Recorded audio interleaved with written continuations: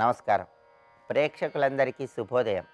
ఈనాటి శుభయోగం శీర్షికన నిత్య జీవితంలో అనేక రకాలైన సమస్యల నుంచి సులభంగా బయటపడటానికి పసుపును ఏ విధంగా ఉపయోగించాలో, పసుపుకు సంబంధించినటువంటి పరిహారాలేంటో పరిశీలిద్దాం.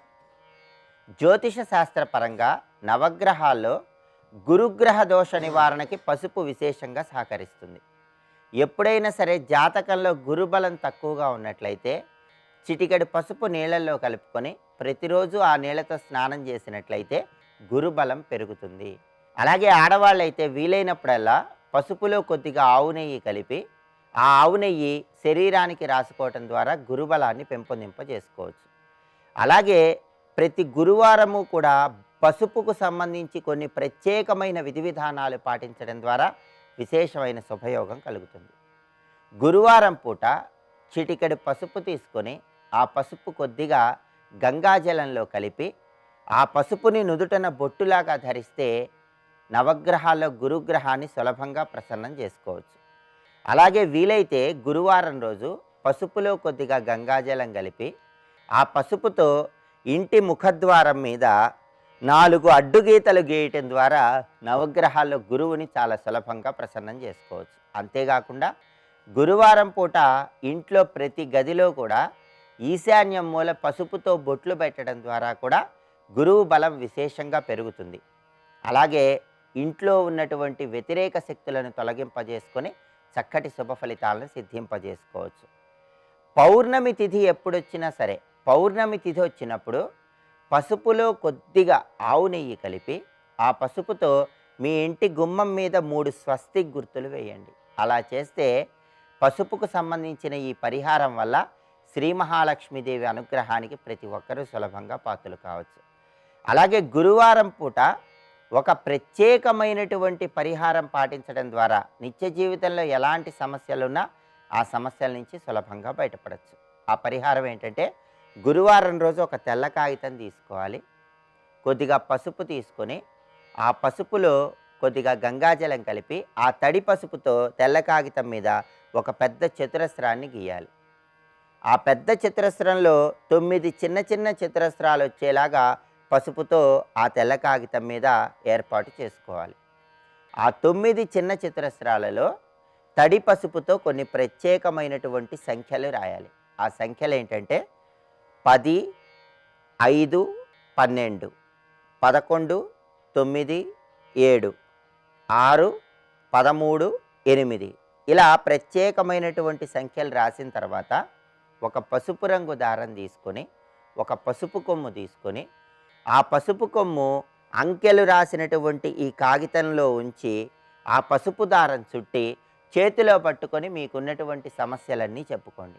మీకు ఎలాంటి సమస్యలు ఉన్నా సరే, ఉద్యోగపరమైన సమస్యలు కానీ, వివాహపరమైన సమస్యలు కానీ, వ్యాపారపరమైన సమస్యలు కానీ, ఏ సమస్యలు ఉన్నా సరే ఆ సమస్యలు చెప్పుకొని ఆ తర్వాత పసుపు కొమ్ము ఉంచినటువంటి ఆ కాగితాన్ని, పసుపు రంగు దారంతో చుట్టినటువంటి ఆ కాగితాన్ని మీ పూజ గదిలో మీ ఇష్టదైవం చిత్రపటం దగ్గర ఉంచండి.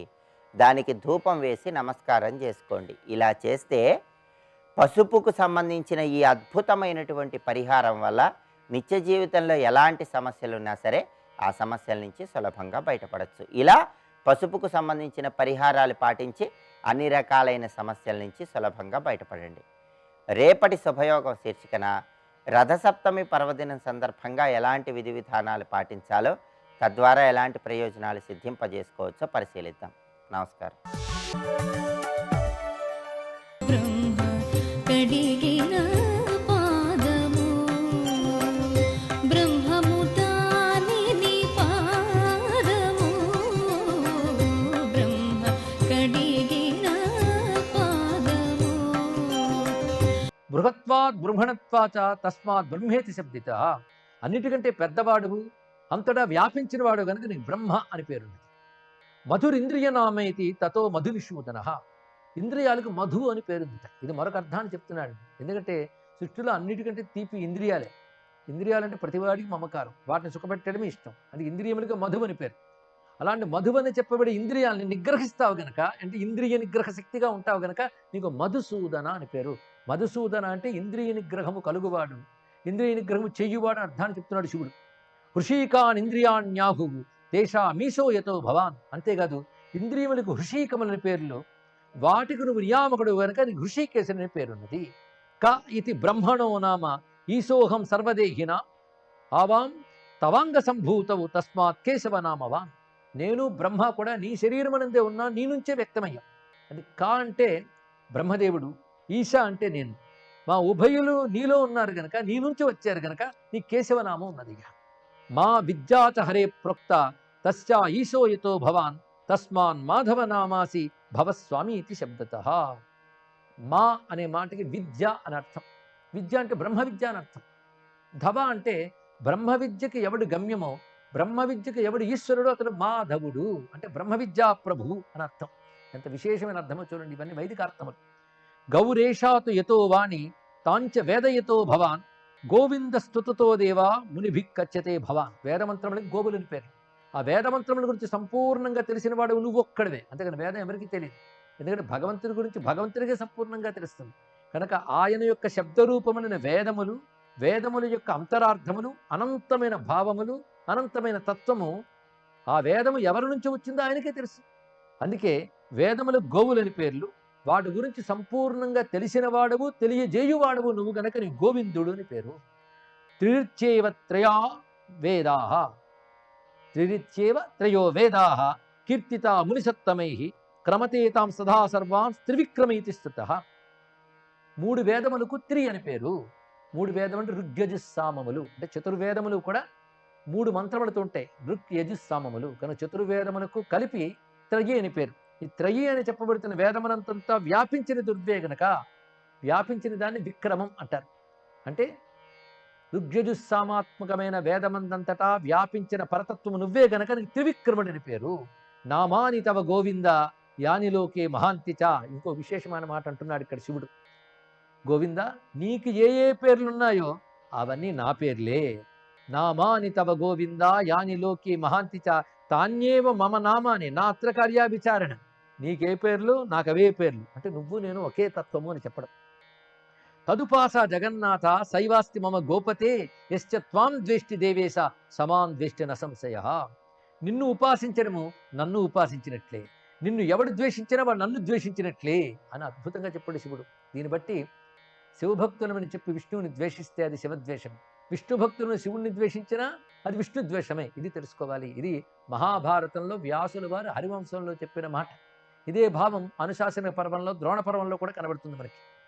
ఇదంతా చెప్పి అక్కడున్నటువంటి ఋషులు దేవతలతో అంటున్నాడు శివుడు. ఇది గొప్ప అధ్యాయం అండి. ఒక అధ్యాయం అంతా ఉంటుంది. ఏమనంటే ఏ పరవస్తువు ఉన్నదో, ఏ పరతత్వం ఉన్నదో, ఏది ధ్యానించవలసినదో, ఏది పొందవలసినదో ఆ శ్రేయస్సు, ఆ ధ్యేయ వస్తువు, ఆ పరతత్వము ఈ కృష్ణుడే అని చెప్తున్నాడు. ఏతదేవ పరం వస్తునై తస్మాత్ పరమస్తివః. పరమశ్రేష్టమైన పరమోత్కృష్టమైన తత్వం ఇతడే, ఇతని మించిన మరొక తత్వము లేదు సుమా. ఏతదేవ విజానిధ్వం ఏతద్వ పరమం తపః ఏతదేవ సదా విప్రా ధ్యేయం సతత మానసైః ఏతదేవ పరమం శ్రేయ్ ఏతత్వ పరమం ధనం. అందుకే దేవతలకు, ఋషులకు అందరికీ గమ్యమైన వాడు ఇతడు, ఇతడిని ఆశ్రయించడమే దివ్యము అని చెప్పి శివుడు ఇప్పుడు కృష్ణస్తుతి చేస్తాడు. కృష్ణుడు చేసిన శివస్థుతి ఎంత ఉన్నదో శివుడు చేసిన కృష్ణస్థుతి ఇక్కడ చాలా ఒక అధ్యాయం అంతా ఉంటుంది. చాలా విశేషం అది. నమో భగవతే తుభ్యం వాసుదేవాయ ధీమతే యస్య భాషా జగత్ సర్వం భాసతే నిత్యముచ్యతే. ఎవరి వల్ని విశ్వమంతా చైతన్య రూపమైన ప్రకాశాన్ని పొందుతున్నదో, ఎవరి వలన ఈ ప్రపంచం ఉన్నట్లు కనబడుతోందో, అసలు ఉన్నవాడెవడో ఆ వాసుదేవునికి నమస్కారం. నమ కృష్ణాయ కృష్ణాయ సర్వావాస నమో నమః నమో భూయో నమస్తేస్తు పాహి లోకా జనార్దనం. ఇక్కడ విశేషం, హే జనార్దన సమస్త లోకాన్ని నువ్వు రక్షించు, నమో భూయో నమస్తేస్తు పాహి లోకా జనార్దన అంటూ కృష్ణుని యొక్క తత్వాన్ని అద్భుతంగా నిర్వచిస్తూ శివుడు స్తుతిస్తాడు. శివతత్వాన్ని చెప్తూ కృష్ణుడు స్తుతిస్తే, కృష్ణతత్వాన్ని చెప్తూ శివుడు స్తుతించాడు. ఇక్కడ తత్వం అనే విషయం చూస్తే శివతత్వంలో ఏ పరతత్వం చెప్పబడిందో అదే కృష్ణ స్తోత్రంలో చెప్పబడ్డ కృష్ణతత్వం కూడా తత్వదృష్ట్యా ఇరువురు ఒకటే అని మనకు తెలుస్తుంది. ఈ విధంగా కైలాసనాథుని దర్శించి ఆయన ద్వారా వరములు పొంది, ఆయన ద్వారా ప్రశంసలు పొంది, ప్రార్థన పొంది ఆ దివ్యమైనటువంటి ధామముల యందు, అటు బదరీ ధామమునందు ఇటు కైలాస ధామమునందు, పైగా మానస సరోవరం దగ్గరున్న కైలాస పర్వతం వద్ద జరిగిన కథ ఇది. అసలు కైలాస పర్వతం చతుర్దశ భువనాలకి ఆవలున్నది, ఆ దివ్య లోకం అది. కానీ భూమి యందు బదరి ఎలా ఉన్నదో అది వైకుంఠధామం. భూమి యందు బదరి వైకుంఠ విభూతి కలిగింది. అలాగే భూమి యందు కైలాస విభూతి కలిగింది మానస సరోవరం వద్ద ఉన్న కైలాస పర్వతం. ఈ కైలాస పర్వతం వేరు, కైలాస లోకం వేరు. కానీ కైలాస లోకంలో ఉన్న శివుడు సామాన్యులు చూడలేనటువంటి దివ్య రూపములతో యోగులకు, తపస్సులకు, కృష్ణాదులకు మాత్రమే దర్శనమిచ్చిన దివ్య రూపంతో ఈ భూమి యందున్న కైలాసంలో కూడా సంచరిస్తుంటాడు. అందుకే మానస సరసి ఉత్తర తటంబున తాక్షవలను అవతీర్ణుండే అని వర్ణించారు. ఇది శ్రీకృష్ణుడు చేసిన కైలాస యాత్ర, శివకేశవుల యొక్క సంభాషణ, దాని ద్వారా లభించిన ఒక అద్భుతమైన తత్వము. ఇది హరివంశంలో చెప్పబడుతున్న అద్భుత గాథ. దీని వైశంపాయనుడు జనమేజయునికి తెలియజేశాడు. శ్రీకృష్ణ పరమాత్మ కైలాసయాత్రకు వెళ్ళిన సందర్భంలో పౌండ్రక వాసుదేవుడు అనబడే ఒక రాజు కొంతమంది తన మిత్రపక్షాన్ని కూడగట్టుకుని వాసుదేవునిపై దాడికి వెళ్ళాలి అని నిర్ణయించుకున్నాడు. ఎందుకంటే అతనికి కృష్ణుడితో స్పర్ధ. అతనికి పేరు కూడాను వాసుదేవ అని ఉండడంతో నేనే అసలు వాసుదేవుణ్ణి. ఎందుకంటే ఆ సమయానికి కృష్ణుని కీర్తి జగద్విదితం అయిపోయింది. సమస్త రాజన్య లోకంలోను సామాన్యుల్లో కూడా కృష్ణ పరమాత్మ యొక్క వైభవం అత్యంత సుప్రతిష్ఠితమై ఉన్నది. అనేక మంది రాజులు కృష్ణునికి దాసోహం అంటూ ఉన్నారు. రెండు రకాల భావాలు అప్పుడు రాజన్య లోకంలో ఉండేవి. కృష్ణునిపై భక్తి, రెండవది కృష్ణునిపై భయం. భక్తి కలిగిన వారు కొందరు, భయం కలిగిన వారు కొందరు, అంతే. మొత్తానికి అందరూ కూడా కృష్ణుని యొక్క గొప్పతనాన్ని అంగీకరించిన వారే, కృష్ణుని దాటి వెళ్ళలేమని తెలిసినటువంటి వారే. కృష్ణుని పరాక్రమం అంత జగద్విదితంగా ఉండేది. అయితే వాసుదేవుడికి స్పర్ధ వహించడం చేత ఆయనతో పోటీ పడ్డాడు ఈ పౌండ్రకుడు. ఈ పౌండ్రక వాసుదేవుడు కృష్ణుని పట్ల స్పర్ధ వహించాడు. కృష్ణునికి ఎవరి పట్ల స్పర్ధ లేదు. ఎందుకంటే ఆయనతో సాటి ఎవరున్నారని ఆయన స్పర్ధ పడ్డానికి. మొత్తానికి వాసుదేవనామం తనకి ఉంది కనుక తాను వాసుదేవుడి కంటే గొప్పవాడు, అసలు వాసుదేవుడిని నేనే అని ప్రచారం చేయడం మొదలుపెట్టాడు. పైగా ఆయన వల్ల లబ్ధి పొందుతున్నటువంటి కొంత జనం ఎలాగుంటూ ఉంటారు. పైగా విశేషించి కొంతమంది రాజులు ఆయనతో చేరి వారందరూ ఒక కూటమిగా తయారయ్యి ఎప్పటికప్పుడు సమావేశాలు ఏర్పాటు చేసుకునేవారు. దానితో అతడు ఏ విధంగానైనా సరే కృష్ణుని ఓడించాలి అనుకుంటున్నాడు. పైగా కృష్ణునికున్న కొన్ని లక్షణాలు పరిశీలించి అవి తాను సంపాదించుకున్నట్ట. ఒక చక్రం, ఒక శంఖం, అదేవిధంగా ఒక ధనుస్సు ఇచ్చా తెచ్చుకుని వాటికి కూడా అవే పేర్లు పెట్టుకున్నాడు. సుదర్శన చక్రం, పాంచజన్య శంఖము, అదేవిధంగా శాంగం అనే ధనువు, ఒక కృత్రిమ గరుత్మంతుని కూడా తయారు చేసుకున్నాడు. ఇలా చేసుకుని నేనే వాసుదేవుడిని, చతుర్భుజాల కలవాడిని అంటూ ఇలా భావిస్తూ ఆయన ఆయుధాలు వివిధ సందర్భాల్లో ప్రయోగించగలను అని చెప్తూ ఉన్నాడు. అతడు అలా ఉన్నాడన్న విషయం కృష్ణుడికి తెలుసు. అందుకు ముందే హెచ్చరించి వెళ్ళాడు. ద్వారకలో ఉన్నటువంటి సాత్యకి, బలరాముడు మొదలైన వారికి హెచ్చరించి ఆయన కైలాసయాత్రకు వెళ్ళాడు. ఆయన హెచ్చరిక భావికి ఒక సూచిక. దాని ప్రకారంగానే పౌండ్రక వాసుదేవుడు కృష్ణ పరమాత్మ ద్వారకలో లేని సమయంలో తాను కూడగట్టుకున్న పరివారం అంతటితో కలిసి వచ్చి ద్వారకపై దండయాత్రకు వచ్చాడు.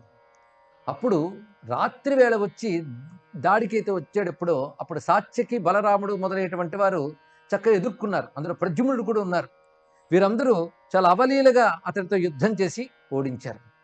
పైగా విశేషించి ఆ సమయంలో అతడి యొక్క దుర్మార్గం అంత పెచ్చిపెరిగిపోయిందంటే తన వద్దకు వచ్చినటువంటి నారదుడితో ఒక మాట అంటాడు. నువ్వు వెళ్ళి లోకంలో అన్ని చోట్లకు చాటింపు వేయకూడదు, అసలు వాసుదేవుడిని నేనే అని చెప్పు అందరితోనూ అని నారదుడితో చెప్తాడు. పైగా నువ్వు అన్ని చోట్ల తిరుగుతావు గనక, నీ మాటకి విలువ ఎక్కువ గనక నువ్వు భూమి యందు దేవసభల్లో కూడా నేనే అసలు వాసుదేవుడిని, చాలా గొప్పవాడిని అని చెప్పు అంటే నారదుడికి నవ్వు నవ్వి, ఇదేం బుద్ధి, అసలు ఆ హరి ఎక్కడా, నువ్వెక్కడా అని ఎదిరి నువ్వు నిలవగలవా? పైగా నీ చక్రము, నీ శంఖము, నీ చాపము, నీ గద, నీ ఖడ్గం ఇవన్నీ నీచారోపితములు అంటే ఆ పేర్లు పెట్టుకున్నావుగా, నీకు నిజంగా శక్తి లేదయ్యా, నువ్వు సహజమైన హరివి కావు అని మందలించాడు నారదుడు. రామచంద్రమూర్తికి నమస్కరిస్తూ స్వస్తి.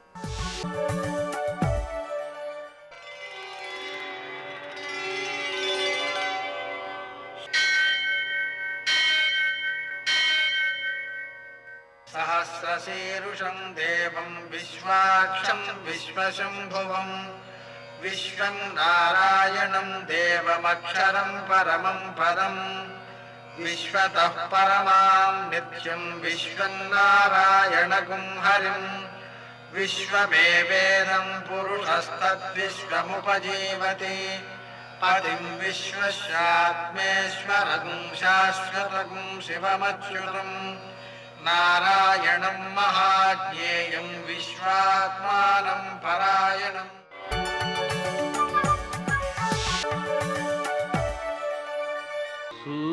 शौर्यमथेन्दुरिन्द्रपदवी सन्मङ्गलं मङ्गलम्। నమస్తే భగవందేవ దత్తాత్రేయ జగత్ప్రభో సర్వబాధా ప్రశమనం కురు శాంతిం ప్రయచ్చమే. నేటి కాలమాన విశేషాలను గమనిద్దాం. స్వస్తి శ్రీ చాంద్రమాన శార్వరినామ సంవత్సరం ఉత్తరాయణం శశిర ఋతువు మాఘమాసం శుక్లపక్షం గురువారం. సూర్యోదయం 6:45 సూర్యాస్తమయం 6:15. తిథి షష్ఠి ఉదయం 8:17 వరకు. నక్షత్రం భరణి రాత్రి 2:53 వరకు.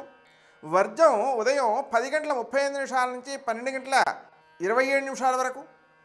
దుర్ముహూర్తం ఉదయం 10:35 నుంచి 11:21 వరకు. మరణ మధ్యాహ్నం 3:11 నుంచి 3:57 వరకు. అమృతకాలం రాత్రి 9:28 నుంచి 11:16 వరకు. రాహుకాలం గురువారం కాబట్టి మధ్యాహ్నం 1:30 నుంచి 3 గంటల వరకు. అష్టకవర్గ రీత్యా శుభప్రదమైన సమయం మధ్యాహ్నం 1 గంటకి. విశేషించి ఈ రోజున వైవస్వత మన్వాది ప్రయుక్తమైనటువంటి పితృదేవతారాధన, అలాగే ఈరోజు మీనాయనం అంటే సాయన మీనరాశి ప్రవేశం అనమాట.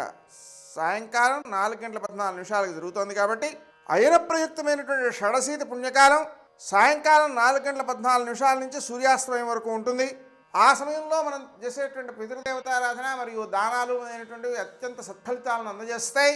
అలాగే ఈరోజు ప్రదోషం కూడా ఉంది కాబట్టి గురువారం కావడం వలన సూర్యాస్తమయం నుంచి 1:12 సమయంలో మనం శనగలతో కేజీంపావు శనగలతో దక్షిణామూర్తికి పూజ చేయడం ద్వారా విద్యార్థులలో మేధా ప్రజ్ఞ సిద్ధించి ఆ ప్రజ్ఞను సద్వినియోగం చేసేటువంటి ఉత్తమ పౌరులుగా తీర్చిదిద్దబడతారు వాళ్ళు.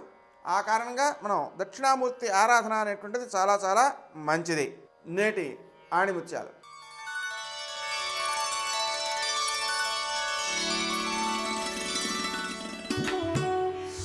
మనిషి తెలివితేటలు ప్రజ్ఞాపాఠవాలు పొడమిలో పాతిన దాగవు.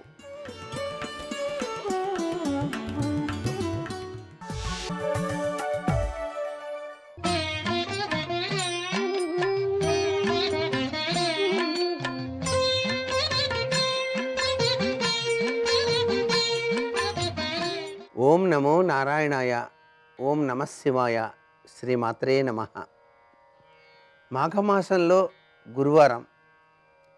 గురువు దివ్యజ్ఞాన సంపత్తిని అందరికీ ప్రసాదిస్తాడు కదా.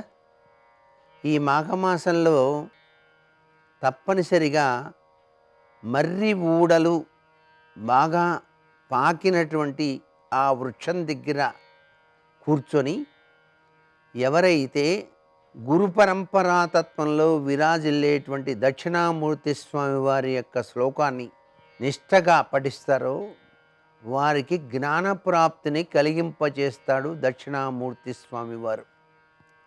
దక్షిణామూర్తి స్వామివారు అంటే సాక్షాత్తు పరమేశ్వరుడే కదా. అందుచేత ఓం నమో భగవతే దక్షిణామూర్తయే మహ్యం మేధాం ప్రజ్ఞాం ప్రయచ్చ స్వాహ.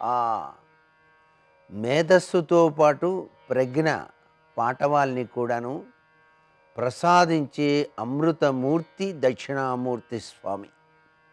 మాఘమాసంలో ఈ యొక్క గురువారం నాడు ఈ విధమైనటువంటి విధి విధానాన్ని ప్రతి ఒక్కరూ ఆచరించినట్లయితే విద్యలో వినయ సంపత్తితో పాటు జ్ఞానప్రాప్తిని కూడాను సిద్ధింపచేసుకోవటానికి ఆస్కారం ఎక్కువగా కనిపిస్తుంది.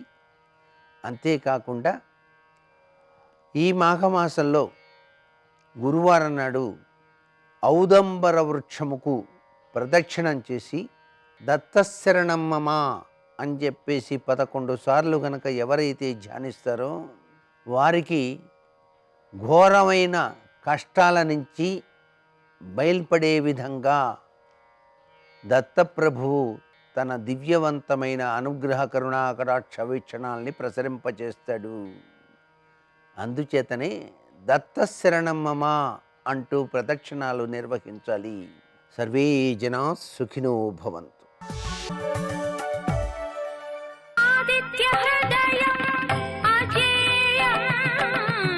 శక్తిప్రదం భవతి మిరాంతకం భయనాశం శుభకరం వ్యాసాయ విష్ణురూపాయ వ్యాసరూపాయ విష్ణవే నమో వై బ్రహ్మనిధయే వాసిష్ఠాయ నమో నమః. ఆరోగ్యం భాస్కరాదిచ్చేత్.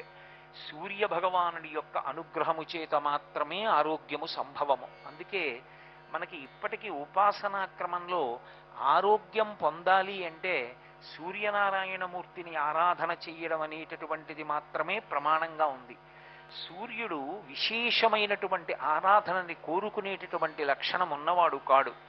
సూర్య భగవానుని యందు ఎంతటి సౌలభ్యముతో కూడుకున్నటువంటి ఆరాధన ఉంటుంది అంటే ఆయన కేవలము నమస్కారము చేత ప్రీతి పొందుతాడు. నమస్కారం అంటే ఒంటి చేత్తో చేసేటటువంటిది నమస్కారం కాదు. రెండు చేతులు కలిపి మూర్ధన్య స్థానమును ఆ రెండు చేతులకి కలిపి తాటించి ఆయన వంక తిరిగి వంగి నమస్కరించినంత మాత్రం చేత అనుగ్రహిస్తాడు. పైగా సూర్యోపాసన ఒక్కదాని యందే ఒక విశేషం ఉంది. మిగిలినటువంటి ఏ దేవతా స్వరూపానికైనా సరే భగవంతుడు ఆ పదార్థాన్ని స్వీకరించాలి అంటే ఒకే ఒక్క మార్గం ఉంటుంది. సనాతన ధర్మంలో వేరొక మార్గం లేదు. అగ్ని ప్రధానం చేసుకుని ఆరాధన చేస్తాం. హోమ ప్రక్రియ అని యజ్ఞయాగాది క్రతువులలో హోమకుండాన్ని పెట్టి అందులో స్వాహాకారంతో ఆ దేవతని పిలిచి హవిస్సునిస్తే హవ్యవాహనుడైనటువంటి అగ్నిహోత్రుడు పట్టుకెళ్ళి హవిస్సుని దేవతలకిస్తే దేవతలు తింటారు. రెండవ మార్గం నివేదన. నైవేద్యం చేస్తే ఆయన కన్ను విప్పి చూస్తాడంతే తప్ప ప్రీతి పొందుతాడు. దృష్టిపాతము చేత ప్రీతిని పొందుతాడు తప్ప కేవలము నైవేద్య మంత్రం చేత ఆయన స్వీకరిస్తాడా అంటే అలా చెప్పడం చాలా కష్టం. కానీ భక్తి విశేషమైనటువంటి స్థితిలో ఉందనుకోండి, అటువంటి వారు భక్తితో చేసినటువంటి నివేదనని మాత్రం పరమేశ్వరుడు స్వీకరించి తిన్నాడు అనడానికి ఎన్నో చోట్ల దృష్టాంతములు ఉన్నాయి. అందుకే నైవేద్య మంత్రం భక్తితో కూడుకుని ఉంటుంది. అందుకే మీరు మనసు చేత భావన చేయడమే ఎక్కువగా ఉంటుంది. అందులో మధ్యే మధ్యే పానీయం సమర్పయామి అని ఒక ఉపచారం.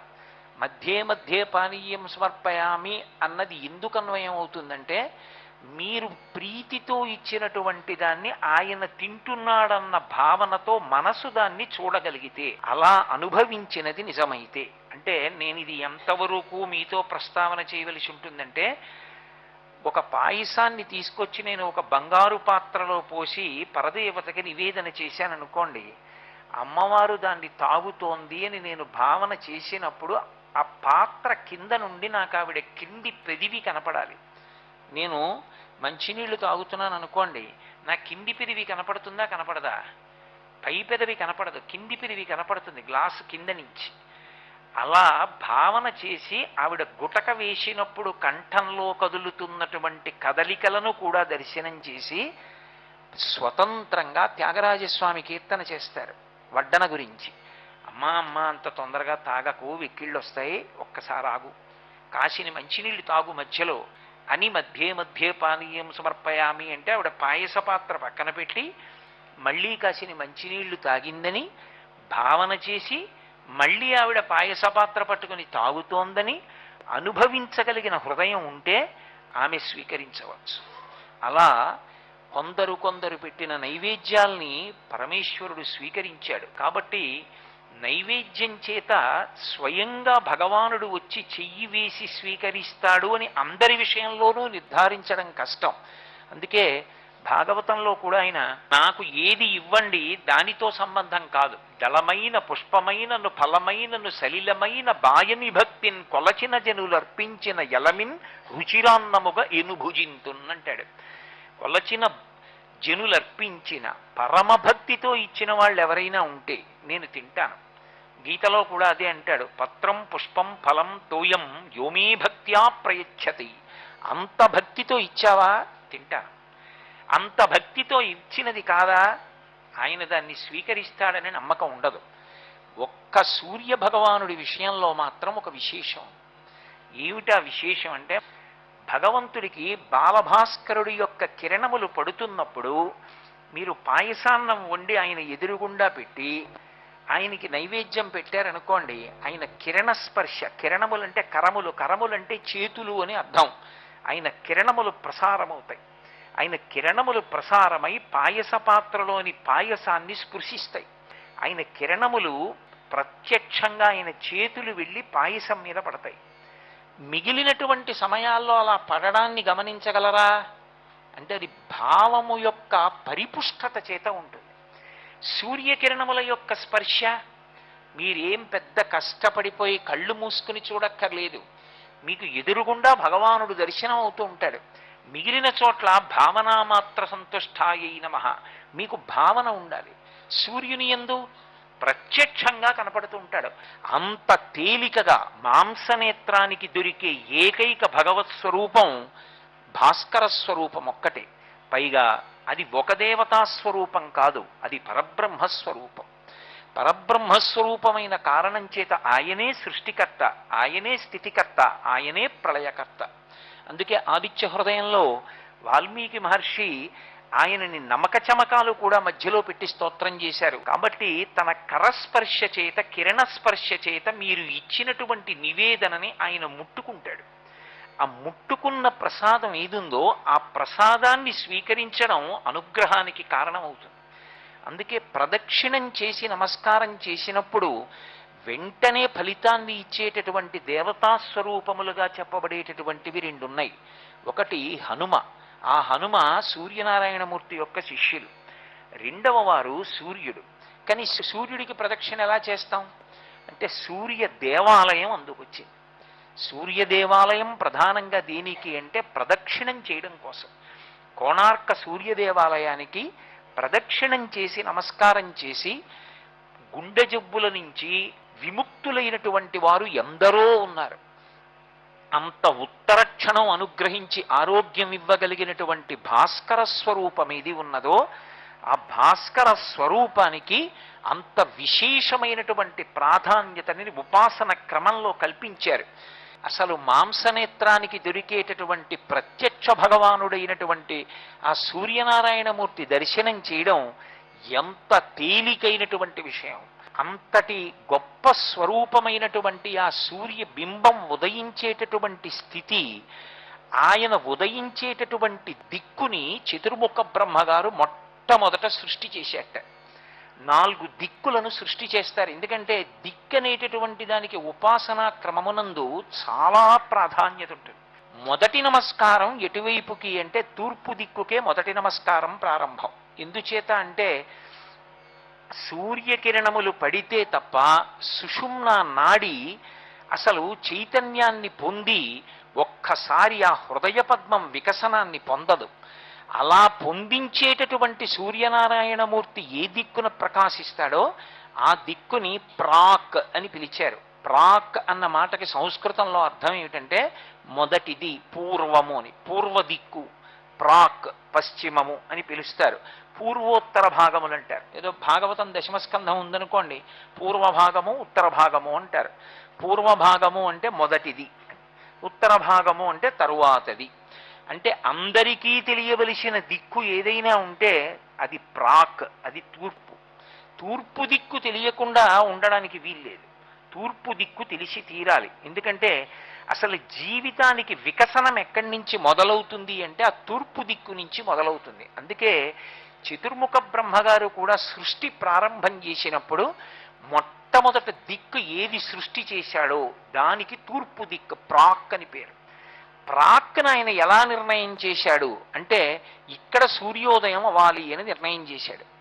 ఇక్కడ సూర్యోదయం అవుతుంది, ఇక్కడ నుంచి కిరణములు పడడం ప్రారంభమవుతాయి అని ఏ పర్వత శిఖరం మీద సూర్య భగవానుని యొక్క ఉదయము ప్రారంభమవుతుందో నిర్ణయం చేసి అక్కడ వరకు మాత్రమే మనుష్యులు గొప్ప యోగ సంబంధమైనటువంటి శక్తి కలిగినటువంటి వారు వెళ్ళగలిగినటువంటి ప్రాంతాలుగా నిర్ణయం చేశాడు. ఇక సూర్యుడు ఎక్కడ ప్రకాశం ప్రారంభమవుతుందో అది దాటి వెళ్ళడానికి మనుష్య ఉపాధికి శక్తి ఉండదు. అక్కడ వరకు మాత్రం మనుష్యుడు వెడతాడు.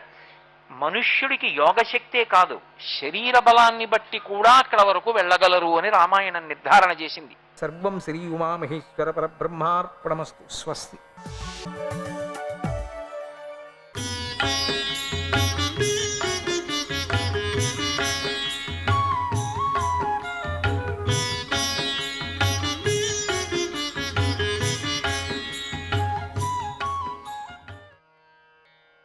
అపారమైనటువంటి దత్తశక్తి, అపారమైనటువంటి ఆ దత్తుడి యొక్క లీల చాలా విచిత్రంగా ఉంది. ఇక్కడ చూడాలా, తాను వెళుతూ ఆ పరమాత్ముడిని, దత్తదేవుణ్ణి ప్రార్థన చేస్తూ ముందు జరిగినటువంటివి, జరగబోయేవి కూడా తన మనసులో ప్రార్థన చేసుకుంటూ వెళుతూ ఉన్నది. జరగబోయే విచారాలు కూడా ప్రార్థన చేస్తూ, జరిగిందంతా మళ్ళీ జ్ఞాపకం చేసుకుంది. అంతా ఆవిడికి బ్రహ్మజ్ఞానం కదా, అంతా తెలుసు కదా. దత్తదేవ్ దత్తదేవ్ దత్తదేవ్ పాహి మాం,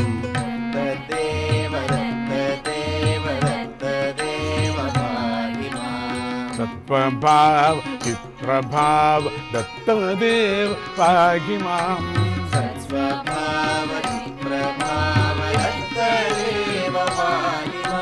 సత్వభావ చిత్ప్రభావ దత్తదేవ పాహి మాం,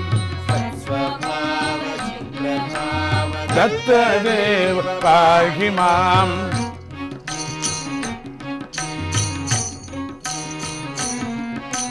చిత్తచోర్ తత్వసార్ సిద్ధికార్ పాహి మాం,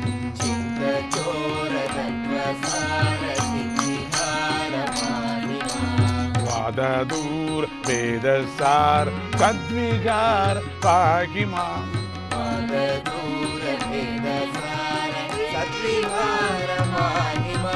దత్తదేవ దత్తదేవ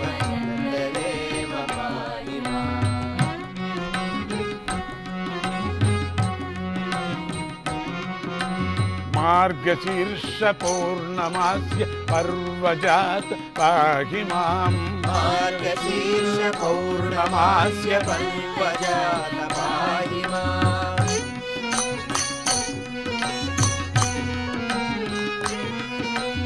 అత్రివంశ వారి రాశి పూర్ణచంద్ర పాహి మాం, అత్రివంశ వారి రాశి పూర్ణచంద్ర పాహి మాం.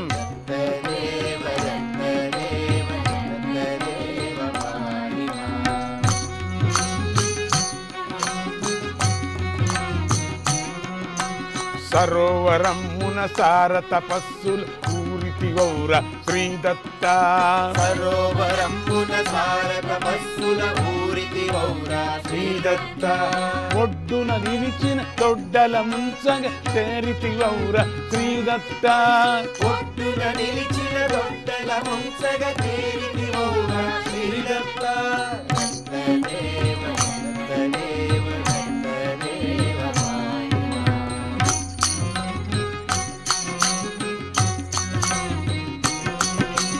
చర్మము ఒలిచి కర్మము తొలిచి అమ్మకు జ్ఞానం విడుదత్త, చర్మము ఒలిచి కర్మము తొలిచి అమ్మకు జ్ఞానం విడుదత్త, మర్మము విడిచి నేరము మరచి మమ్ములగావం శ్రీదత్త, మర్మము విడిచి నేరము మరచి మమ్ములగావం శ్రీదత్త. దత్తదేవ దత్తదేవ కూచుల నలిపి కూచుని నిలిపి బాపని గాచిన్ శ్రీదత్త, కూచుల నలిపి కూచిని నిలిపి బాపని గాచిన శ్రీదత్త, మాయద నిలిచి మమతల విరిచి మముగా పాడం శ్రీదత్త, మాయద నిలిచి మమతల విరిచి మముగా పాడం శ్రీదత్త. దత్తదేవ దత్తదేవ దత్తదేవ పాహి మాం,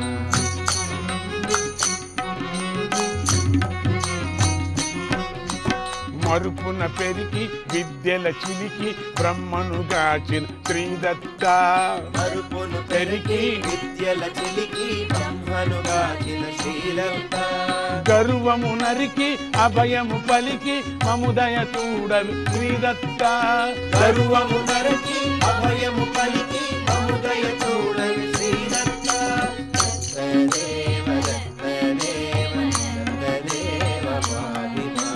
సేవల మెచ్చి చేతులనిచ్చి అర్జున గాచిన్ శ్రీదత్త, సేవల మెచ్చి చేతులనిచ్చి అర్జున గాచిన శ్రీదత్త, రేవకు వచ్చి త్రోవకు తెచ్చి మముదరి చేత శ్రీదత్త. రేవకు వచ్చి త్రోవకు తెచ్చి మముదరి చేత శ్రీదత్త. దత్తదేవ దత్తదేవ దత్తదేవ మహిమా.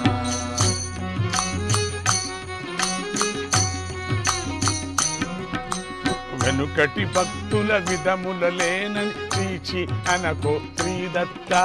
వెనుకటి భక్తుల విధముల లేనని తీర్చి అనకో శ్రీదత్త. శరణము నీవే సద్గురు నీవే సచ్చిదానంద శ్రీదత్త. శరణము నీవే సద్గురు నీవే సచ్చిదానంద శ్రీదత్త. దత్తదేవ దత్తదేవ దత్తదేవ మహిమా. సత్స్వభావ చిత్రభావ దత్తదేవ పాహి మాం. దత్తదేవ దత్తదేవ దత్తదేవ మహిమా. సత్స్వభావ చిత్రభావ దత్తదేవ పాహి మహిమా. మాం పాహి మాం. అట్లా ప్రార్థన చేసుకుంటూ చూడాల దివ్య జ్ఞానంతో ఉండినటువంటిది. అట్లా దత్తుడిని అనుకుంటూ తన భర్తకు తన కథ చెబుతూ ఉంది. అంటే ముందే మునికుమారుడి రాగా మారినటువంటి చూడాల తన భర్తకు తన కథ చెబుతుంది. రాజా, ఒకప్పుడు నారదుడు పర్వత గుహలో మంచి ధ్యాన నిష్టలో ఉన్నాడు. ఆ పక్కనే గంగా నది ప్రవహిస్తుంది. నారదుడు ధ్యానం అయిపోతూ ఉండగా ఒక కలకల ధ్వని వినిపించింది. 4 వైపులా పరికించి చూశాడు.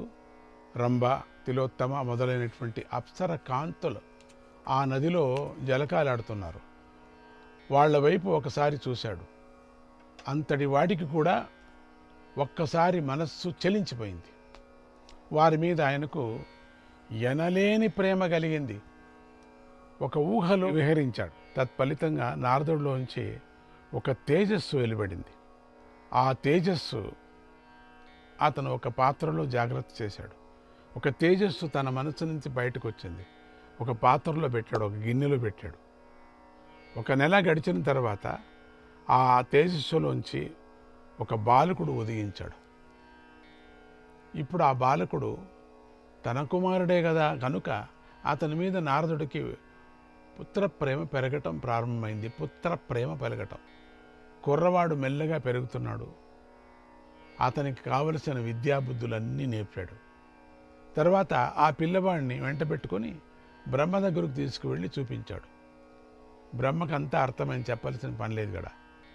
తన మనుముడిని ఆశీర్వదించి బ్రహ్మ అతన్ని జ్ఞానవంతుణ్ణి చేశాడు. ఊహలోనే ఒక్కడు పుట్టాడు. ఎట్లా ఉంది చూడండి. మహారాజా, ఆ పిల్లవాడినే నేను. అలాంటి నాకు కుంభజుడు అని పేరు పెట్టారు. నాకు తల్లి సరస్వతీదేవి, ఆమె చెల్లెలు గాయత్రి నాకు పెనతల్లి. ఇది నా కథ. ఇక నీ కథ ఏమిటో చెప్పు అన్నాడు మునికుమారుడు. సికిధ్వజుడు, మునీశ్వర, నేను సికిధ్వజుడైనటువంటి రాజును. నాకు ఎందుకనో సంసారం అంటే భయం కలిగింది. అందుకని ఈ వనంలో నివాసం చేస్తున్నాను. ఉపవాస వ్రతం అయితే అవలంబించాను, కానీ అది కూడా నాకు కష్టంగానే అనిపిస్తుంది అన్నాడు. నేను ఉపవాసం ఎక్కువ ఉండలేకపోతున్నాను నేను. మునికుమారుడు, రాజా, నువ్వు ఏమైనా అనుకో, జ్ఞానం అనేది అందరికీ శ్రేయస్కరమైనది, నిజమే. జ్ఞానం వల్లనే కైవల్యం అనేది సిద్ధిస్తుంది. వివిధ రకాలైన కర్మల వల్ల కాలహరణం జరుగుతుందనేటువంటి తప్ప మరే ప్రయోజనము లేదు. ఈ కర్మఫలం పోవాలంటే ముందుగా వాసనలు నశించాలి. మనమంతా కర్మఫలాల్లో ఉంటున్నారు జనమందరూ కూడా. ఈ జన్మ వ్యర్థమైపోతుంది. అదే కాలహరణం, వ్యర్థమైపోతుంది. బ్రహ్మను గురించి చింతించరు, తనను గురించి చింతించరు, ఆ ఆనందాన్ని గురించి చింతన చేయరు. ఈ కర్మ ప్రకారంగా ఆ జీవి మాత్రం మిగులుతాడు. మళ్ళీ కష్టపడుతూనే ఉంటాడు. ఇట్లనే పోతూ ఉంటాయి జన్మలు. అందుకని ఎక్కడికో ఒక బ్రేక్ వేయాల్సి వస్తుంది. బ్రహ్మజ్ఞానం సమస్తం బ్రహ్మ పదార్థమే అనేటువంటి భావన కలిగితేనే అజ్ఞానం నశించిపోతుంది. అన్ని చోట్ల పరమాత్ముని చూడాల. ఇవన్నీ బ్రహ్మజ్ఞానంతో ఉండేటువంటిది, బ్రహ్మనే అన్ని చోట్ల. అలాంటి వ్యక్తిలో అసలు వాసన అనేదే పుట్టదు. జీవుడు ఈ వాసనలను విడిచిపెట్టగలిగితే సావు పుట్టకలు లేని పునర్జన్మ లేని ముక్తిని పొందగలుగుతాడు. అయితే నీవు నేనెవరిని అని ఎప్పుడైనా విచారించుకున్నావా? అసలు ఈ సంసారం ఎలా వచ్చిందనేది ఆలోచించి తెలుసుకున్నావా? అలాగే ఈ సంసారం ఎలా పోతుందో నీకు తెలుసా? ఇలాంటి ఆలోచనలు ఏమీ లేకుండా అసలు ఎందుకు వచ్చాను ఈ సంసారానికి అని యోచన చేసావా? వచ్చింది ఎట్లా పోతుంది కదా అనేది కూడా యోచన ఉందా నీకు? ఇటువంటి విషయాలు బ్రహ్మవేత్తలను అడిగి తెలుసుకోవాలి. కానీ నువ్వు ఇలా చేయకూడదు, ఏదో పరిగెత్తి వచ్చి ఇట్లా ఉపవాసం ఉండి ఇక్కడ బ్రహ్మజ్ఞానం తెలుసుకుంటుంటే ఇక్కడ ఏమీ నీకు దొరకదు, బ్రహ్మజ్ఞానం దొరకదు. పైగా నువ్వు అనారోగ్యం అయిపోయి నీకు ఆకలి బాధకు తట్టుకోలేక చచ్చిపోతావు అంతే. అన్యాయంగా శరీరం నాశనం చేసుకొని జీవి మళ్ళీ కర్మలో పడతావు. ఈ సందర్భంలో నీకో విషయం చెప్తాను విను. రాజా, ఒకప్పుడు ఒక వ్యక్తి చింతామణిని సాధించాలని ప్రయత్నం చేశాడు. అతడు మంచి శ్రీమంతుడు, మంచి గుణవంతుడు, తత్వవేత్త కూడా. అలాంటి వాడికి ఎందుకో ఈ బుద్ధి పుట్టింది. మొత్తానికి కష్టపడి ప్రయత్నం చేసి చింతామణిని సాధించాడు కొనకు. కానీ అది దొరికిన దగ్గర నుంచి ఒకటే అనుమానం ఆ చింతామణి మీద. చింతామణి ఇంత తొందరగా దొరుకుతుందని అనుకోలేదు, మరి దొరికిపోయింది. కనుక ఇది చింతామణి కాదేమో అని అనుమానం కలిగి, ఎందుకంటే చింతామణి దొరకదని అందరూ చెప్తున్నారు, దొరకదని. ఇది దొరికింది, దొరుకుతూనే అనుమానం వచ్చింది, చింతామణి కాదు అనిపిస్తుంది. సులభంగా దొరికింది కాబట్టి చింతామణి కాదు. సులభంగా పరమాత్ముడు మనకు గురు రూపంగా ప్రత్యక్షమైనాడు కాబట్టి ఇది పరమాత్ముడు కాదు మనకు అంటాం, అది పోగొట్టుకుంటాం మనం అని అనుమానం కలిగింది. దాన్ని ముట్టుకోనైనా ముట్టుకోలేదు. తనను తాను చాలా తక్కువ అంచనా వేసుకొని ఆ మణిని వదిలేశాడు కూడా. ఆ మణి కాస్త మాయమైపోయింది. దాన్ని ఆదరించలేదు, దాన్ని ఉపయోగించలేదు, దాన్ని తీసుకోలేదు, అది మాయమైపోతుంది. తిరిగి ప్రయత్నం కొనసాగించాడు, అయ్యో వెళ్ళిపోయిందే అని. తర్వాత కొంతమంది అతన్ని మోసగించాలని ప్రయత్నించి అతను ముందుకొచ్చారు. ఇదిగో అయ్యా చింతామణి అంటూ ఒక గాజు మణిని అతను ముందు పెట్టారు. దాన్ని చూడగానే అతను ఇదే నిజమైన చింతామణి అని భ్రమపడి దాన్ని తీసుకున్నాడు డబ్బులు ఇచ్చి.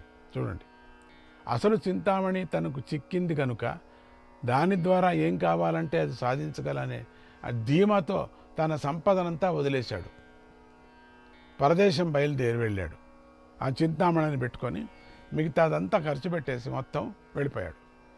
తీరా వెళ్ళిన తర్వాత ఆ దేశ పరిస్థితులు తనకి ఏమాత్రం అనుకూలంగా లేకపోయేసరికి తన దగ్గర మణి ఉన్నదనేటువంటి నమ్మకంతో ఏమీ పర్వాలేదు అనుకొని అడవుల్లోకి వెళ్ళి మకాం పెట్టాడు.